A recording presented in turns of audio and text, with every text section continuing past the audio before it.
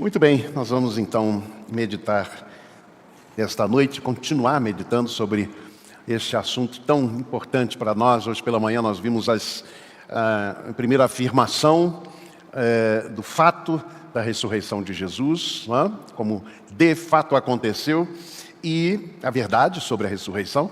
E depois nós vimos as implicações da ressurreição de Jesus para as nossas vidas. E hoje à noite nós vamos pensar um outro aspecto, digamos, do poder da ressurreição sobre as nossas vidas. O tema que quero trazer é quando a cruz vira ressurreição.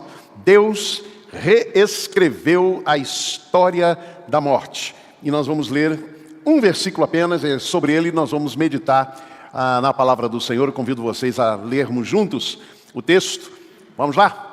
E matastes o autor da vida, a quem Deus ressuscitou dentre os mortos, do que nós somos testemunhas. Trata-se aqui do discurso ou da pregação do apóstolo Pedro, conforme registrado em Atos capítulo 3. Vamos lembrar que Atos dos Apóstolos capítulo 2 narra exatamente aquela descida histórica, prometida, profética, do Espírito Santo sobre todos, E havia uma multidão de pessoas de várias nacionalidades, e ali a Bíblia então diz que os apóstolos começaram a louvar a Deus, e houve ali a pregação, e a Bíblia diz que aconteceu ali um fenômeno, pois todos ouviam falar em suas próprias línguas os mistérios de Deus, da salvação por meio de Jesus. Eles ouviram nas suas línguas. Alguns às vezes têm confundido aquilo que acontece em Atos 2, como se fosse fenômeno de glossolalia, línguas estranhas. Mas o que nós temos em Atos 2 é claramente xenoglossia, que é falar em língua estrangeira. Ou, na verdade, o fenômeno é que as pessoas ouviam. A minha impressão é que aí estava o milagre, é que as pessoas ouviam na sua própria língua falar das maravilhas de Deus. Pois bem, é esse texto e o contexto que vemos. Irmãos, nós vivemos num mundo marcado pela dor, pela injustiça, mas principalmente pela morte. Pela morte. Alguém chegou a falar que nós vivemos numa cultura da morte. E este termo, que foi cunhado há muitos anos passados, ele assume hoje em dia muito mais do que, por exemplo, as implicações sociais, as desigualdades, etc. Eu creio que hoje muito mais nós temos dois fenômenos que mostram esta cultura da morte. É o que chamamos ou chamaríamos de banalização da morte. Banalização da morte. Ou eu chamo também de filosofia de Caim. Caim matou seu irmão Abel. E quando Deus procura Abel e pergunta para Caim, ele diz o quê? Quem é que lembra? Sou eu, porventura, o guardador do meu irmão? Ele mesmo matara o seu irmão Abel. Entretanto, ele passa essa ideia, da banalização, da indiferença diante da morte do outro. Eu mencionei aqui domingo passado um colega, um querido amigo, pastor Hélio Lourenço, que foi pastor da igreja de Teosópolis, lá em Itabuna, na Bahia, durante os anos que pastoreei lá em Salvador, na Bahia, 8 anos, creio, estivemos lá em Salvador. Ele, numa das ocasiões em que se começava a discutir no parlamento brasileiro, no Congresso Nacional, a questão de pena de morte, ele diz: o Brasil, nós não temos pena de morte, mas nós temos muita morte sem pena. Que é essa banalização, esta indiferença com a morte do outro. A filosofia caimita, o que eu tenho a ver com o outro que morreu? Isso choca um pouquinho com aquela poesia famosa de John Donne, que no século XVII criou aquela poesia tão bonita, que é muitas vezes identificada por quem os sinos dobram. Não perguntes por quem os sinos dobram, eles dobram por ti. Os sinos dobram quer dizer badalando, porque ainda hoje em alguns países europeus você tem isso, esse fenômeno. Nas igrejas de bairros, quando há a morte de alguém, os sinos badalam para avisar as pessoas que vai haver ali um culto fúnebre na igreja, etc. Então, John Donne falava sobre isso. Ninguém é uma ilha. Nós não somos uma ilha. A morte do outro tem, sim, implicações na minha própria vida. Eu devo senti-la também. Porque é alguém humano também que está morrendo. Pois bem, isto marca, infelizmente, também a nossa realidade da nossa sociedade, não só a brasileira, mas no mundo inteiro, uma certa cultura da morte. A cruz, na história humana, ela era símbolo máximo de humilhação e fracasso. Era a sentença dos criminosos, era o fim trágico dos indesejáveis. A estes era reservada a crucificação, um meio violento de morte. No entanto, Deus, em seu infinito poder e amor, reescreveu a narrativa da cruz. Reescreveu, não é? A narrativa da cruz. O Evangelho chega a dizer que havia uma expressão: maldito todo aquele que morrer no madeiro. Maldito todo aquele que morrer no madeiro. Pois bem, Deus reescreveu esta narrativa sobre a cruz, na medida em que aquilo que era símbolo de morte tornou-se símbolo de vida. E não apenas símbolo, mas se tornou instrumento, meio, mediação de vida. Que coisa linda, irmãos, nós temos aí. Porta da vida eterna. Porta da vida eterna. Então é por isso que nós pensamos aqui nesta ideia de que Deus reescreveu na ressurreição de Jesus a narrativa ou a história da morte. Pedro, em Atos capítulo 3, exatamente o capítulo que estamos lendo, ele estava diante do povo, né? Depois de curar aquele coxo, né? Aquele homem coxo. E ao invés de buscar glória para si, ele exalta Jesus Cristo. Ele fala de Jesus Cristo, aquele que foi rejeitado, aquele que foi morto, aquele que foi ressuscitado. Esta é a mensagem de Pedro, neste pequeno versículo que nos traz tantas mensagens bonitas. Pedro declara que o povo matou o autor da vida. Esta expressão é muito forte. Matastes o autor da vida. Olha que coisa forte, não é? A morte do autor da vida. Matastes o autor da vida, mas Deus ressuscitou, mudando para sempre o curso da história humana. Alguém disse assim: a cruz não foi o fim, foi o começo, ou talvez pudéssemos dizer um recomeço. A ressurreição é a assinatura de Deus em sua promessa de vida. Olha que coisa preciosa. A ressurreição é a assinatura de Deus em sua promessa de vida.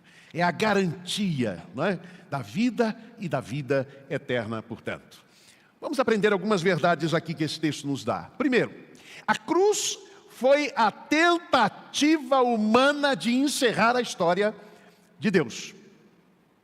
Deus está no centro do nascimento da vida de Jesus.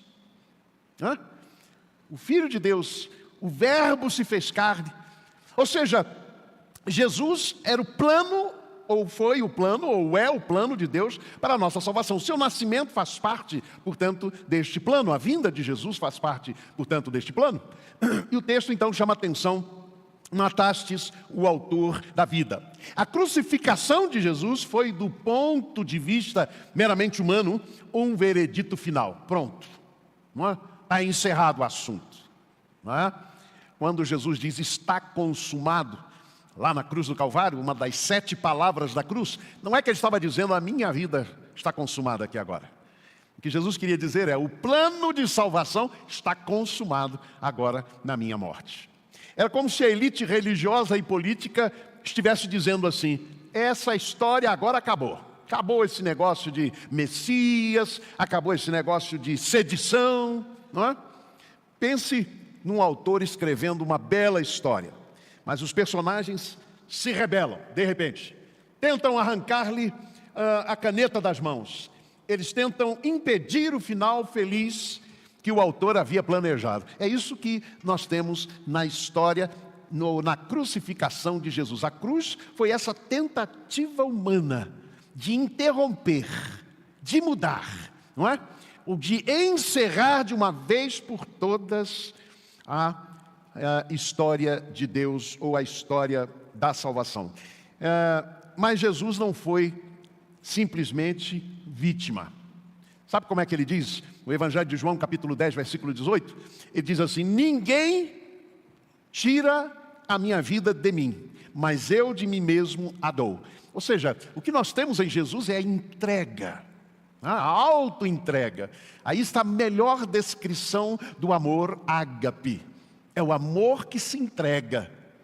Aliás, maridos, quando nós lemos em Efésios capítulo 5, diz: maridos, amai as vossas mulheres, como também Cristo amou a quem?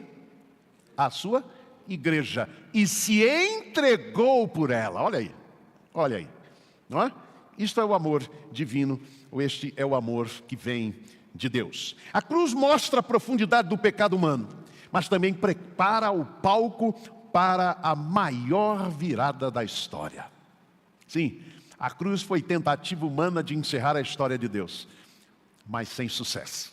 Sem sucesso. Segundo aspecto que nós temos aqui no nosso texto é que a ressurreição foi a resposta divina que mudou o significado da morte.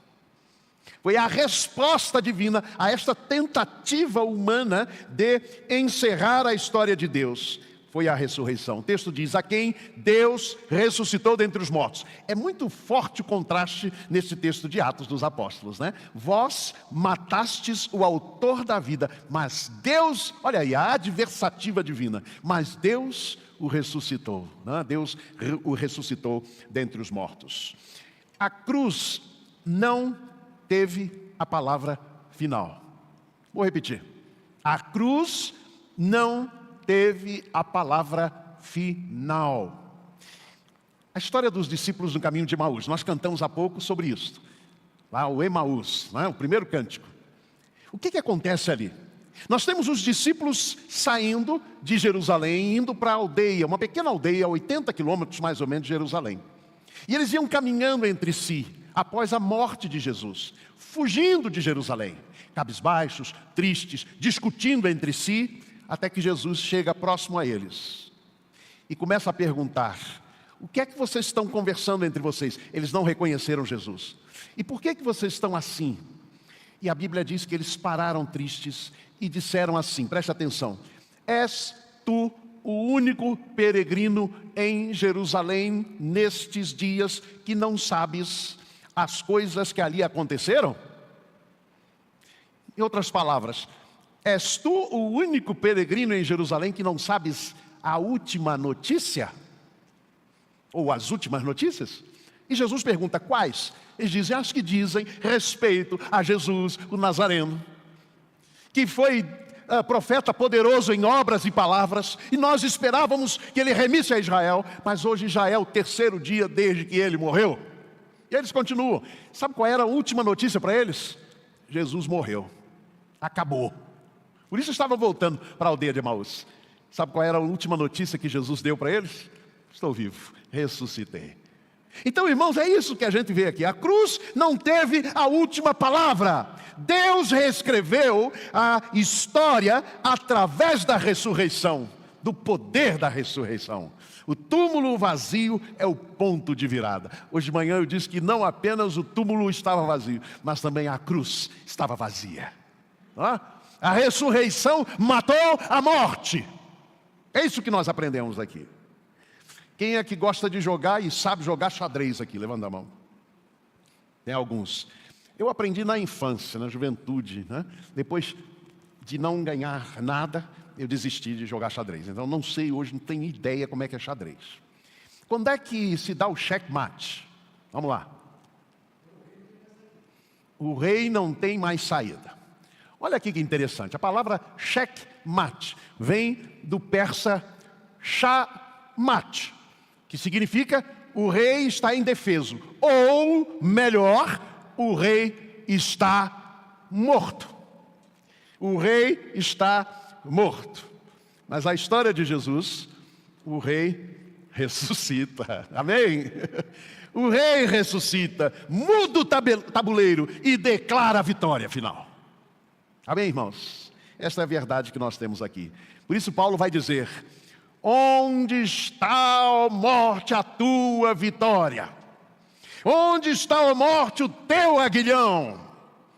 Ele chega a dizer que a morte é o último inimigo a ser vencido. Pois bem, na ressurreição de Cristo, foi isso que aconteceu. A cruz matou a morte. O que era fim, tornou-se recomeço.